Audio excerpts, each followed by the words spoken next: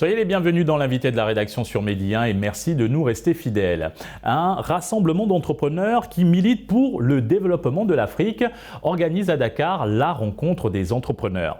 Un événement pour promouvoir la collaboration entre les start-upers du continent et accroître les partenariats stratégiques. Et pour en parler, nous recevons sur ce plateau M. Chérubin Mabiala, auditeur et gestionnaire de projets de formation. Vous êtes aussi entrepreneur dans la communication digitale et vous êtes à la tête de la start-up L-Design. Merci d'avoir accepté notre invitation. Merci et bonjour Alexis.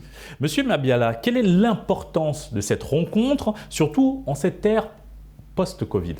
Alors déjà, en ce qui concerne cette rencontre, elle est très importante pour nous aujourd'hui pour promouvoir déjà l'importance de l'entrepreneuriat, parce qu'il y a plusieurs jeunes aujourd'hui qui ont terminé leurs études, étant très talentueux, ayant toutes les capacités et les facultés pour réussir, mais qui n'ont pas d'opportunités professionnelles. Et aujourd'hui, s'étant lancés dans plusieurs axes d'affaires, comme le commerce et d'autres, dans plusieurs autres domaines, alors nous sommes en train de travailler à ce qu'ils puissent avoir ce rassemblement afin qu'il y ait un réseautage et une collaboration concordante et allant dans le même sens pour que ces personnes puissent atteindre leur objectif ensemble. La rencontre des entrepreneurs en est à sa première édition. Pourquoi le choix de réunir de jeunes entrepreneurs autour de thématiques touchant à leur domaine d'intervention respectif? Alors, pouvoir toucher chaque domaine permet aux personnes de pouvoir déjà s'identifier à ce que nous faisons, mais aussi de pouvoir voir l'intérêt que nous portons à leur travail. Étant donné que plusieurs sont en train de se battre, mais il n'y a pas les projecteurs qui sont rivés sur eux, nous donnons donc l'opportunité à ces personnes d'être non seulement visibles, mais aussi d'avoir des tremplins pour pouvoir atteindre le sommet. Quels sont les objectifs visés par votre événement, la rencontre des entrepreneurs, les principaux objectifs? Déjà, celui qui veut aller loin doit aménager sa monture. Donc, d'entrée de jeu, l'objectif pour nous, c'est déjà de pouvoir former, pour pouvoir donner ce qu'il faut, donc des outils didactiques à ces personnes, ces jeunes entrepreneurs, afin qu'ils puissent atteindre leur objectif. Et secondo, nous voulons donner aussi à ces personnes d'avoir accès à un réseau d'affaires et plusieurs opportunités d'affaires. Parce qu'aujourd'hui, il y a plusieurs personnes qui n'ont pas des contacts avec d'autres qui ont plus d'expérience, mais aussi qui peuvent être des portes leur donnant accès à un univers plus vaste afin qu'ils puissent croître davantage vers leur objectif et pouvoir donner le maximum pour le développement de la société et aussi de l'Afrique. Comment se déroulera la rencontre? C'est un webinaire, c'est en présentiel? C'est en présentiel. Déjà, lorsque nous allons travailler ainsi, nous allons permettre à ce qu'il y ait des rencontres entre entrepreneurs qui puissent s'échanger leurs cartes, leur carnet d'adresses, donc augmenter non seulement son portefeuille d'adresses, mais aussi son portefeuille client, parce que c'est du B2B.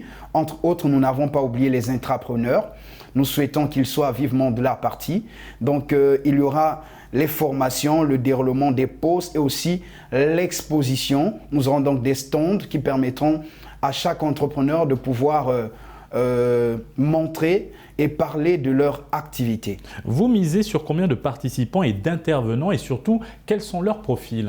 Alors, nous misons déjà sur 3 intervenants parce qu'il y a 3 formations sur le marketing digital, sur la productivité, l'optimisation de la productivité et aussi le marketing stratégique.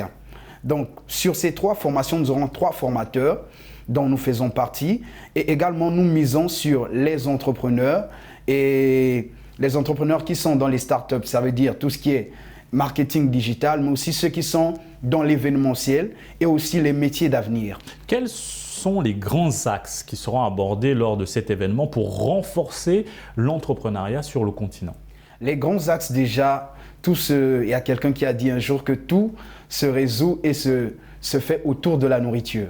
Donc nous aurons un buffet Et lors de l'exposition, nous permettrons en groupe de 5 personnes, à ces personnes de pouvoir avoir 5 minutes de partager leurs cartes. Ça, c'est vraiment un axe assez important pour nous de communier et de communiquer et de savoir un peu que chacun puisse, pour casser la croûte du silence et permettre à ces personnes de pouvoir communiquer. Un autre axe qui est important pour nous, c'est le volet réseautage. Réseautage, c'est de pouvoir faire en sorte que chaque entrepreneur, selon leur domaine d'activité, puisse se rencontrer entre eux et parler également des difficultés qu'ils rencontrent. Certainement, l'un aura la solution pour l'autre. En tant qu'entrepreneur, selon vous, quels sont les freins au développement de l'entrepreneuriat sur le continent? En ce qui est frein, je parlerai déjà de 3 freins majeurs. Le premier frein, je parlerai de l'égocentrisme ou encore l'orgueil personnel de chaque entrepreneur qui veut à tout prix être un héros, seul, un cavalier seul. La deuxième des choses, il s'agit du type de leadership. Nous en avons 3, le participatif, le leadership dictatorial et autoritaire. Mais très souvent, nous rencontrons des personnes qui ont un leadership dictatorial et aussi autoritaire, ce qui permet pas à certaines personnes de s'exprimer parce qu'il y a parmi les entrepreneurs des personnes qui n'ont pas la capacité de pouvoir parler. Alors, ces personnes qui ont un caractère assez fort vont aller en fait par leur manière les brimer et certains préfèrent rester dans leur coin comme ils ne sont pas très expressifs et ne peuvent pas s'imposer, préfèrent travailler seuls. Il y a ce volet. Il y a aussi le volet en matière de rémunération. Aujourd'hui, lorsqu'on voit les partenariats, il y a plusieurs personnes qui font des partenariats, mais qui ne font pas en sorte que ce soit des partenariats win-win, soit gagnant-gagnant, ce qui permet aux personnes d'être réfractaires et de rester dans leur coin. Et quels sont les défis que doivent relever aujourd'hui les entrepreneurs africains? Aujourd'hui, je suis en train de suivre l'un de mes mentors que j'appelle Yann Amon, qui a écrit sur le livre « Entrez et prenez », son livre dans l'entrepreneuriat. Et il a parlé de plusieurs types d'entrepreneuriat, dans 2. Il y a l'entrepreneuriat de génie et l'entrepreneuriat de survie. Donc le premier défi pour nous en tant qu'entrepreneurs, c'est de quitter de l'entrepreneuriat de survie et aller vers l'entrepreneuriat de génie. L'entrepreneuriat de survie, c'est un entrepreneuriat qui nous permet simplement d'avoir le strict minimum pour payer nos charges et vivre. Ça veut dire cela est centré sur une seule personne. Mais l'entrepreneuriat de génie, c'est celui-là, cet entrepreneur qui pense à employer les autres.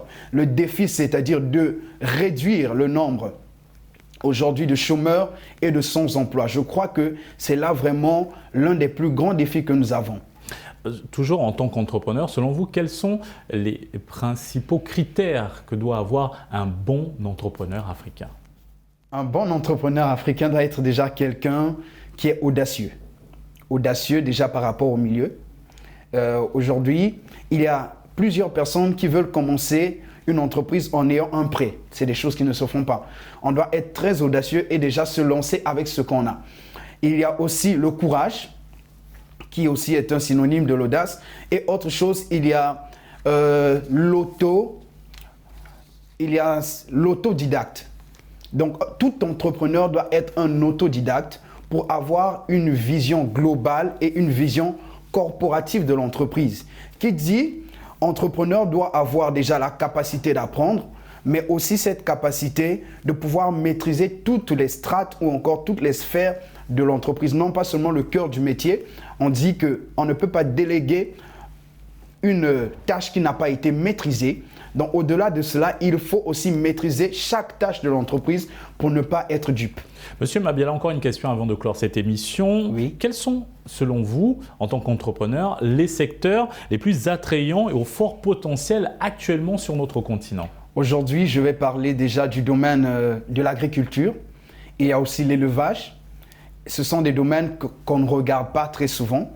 Et aujourd'hui, avec la technologie, nous étant jeunes, nous avons l'impression que nous devons seulement nous tourner vers tout ce qui est digital, alors qu'aujourd'hui, au Sénégal, par exemple, on importe des fruits, on importe des légumes. À plus forte raison, plusieurs choses on importe, alors qu'on peut aujourd'hui dire on va se concentrer sur le cacao et travailler à pouvoir le transformer ici en chocolat. On le voit aujourd'hui avec la Startup Academy au niveau du Cameroun, avec le docteur Claudel Nubissé, ils ont eu à produire un chocolat qui en fait a été produit même au Cameroun même. Donc aujourd'hui, nous devons travailler à ce que nous ne puissions pas importer, mais que nous puissions produire et consommer local.